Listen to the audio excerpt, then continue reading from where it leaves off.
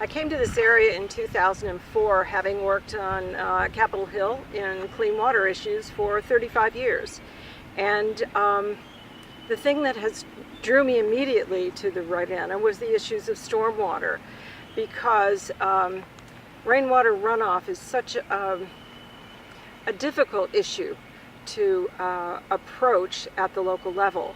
And working on issues where you're working with words and crafting regulations and laws is one thing. Moving to a place where you have to implement and make those laws real for the betterment of clean water is a whole nother issue.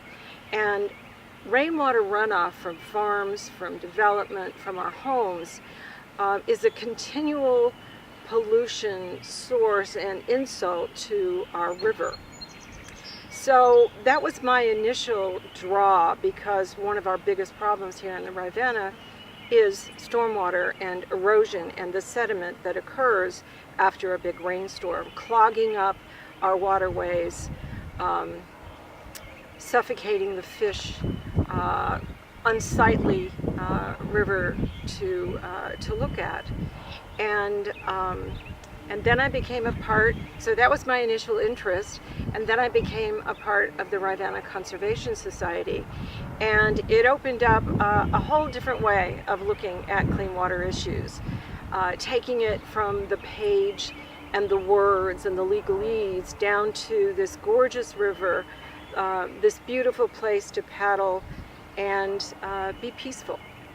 And so some of the things the Rivanna Conservation Society does is take people down the river, engage them with their families in cleanups, being part of education programs at their schools, going down to the river to monitor for chemical and biological and physical pollution that might be taking place in our waterways, teaching children how to be engaged in the protection of this beautiful resource.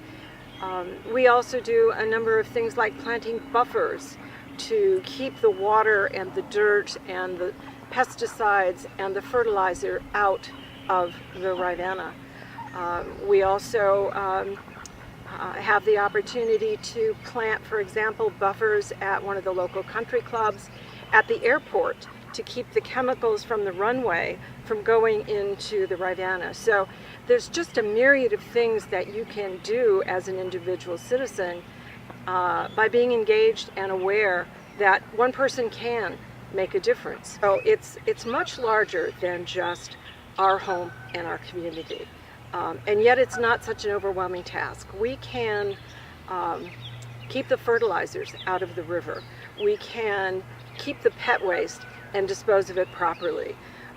We can plant trees. We can clean up the river.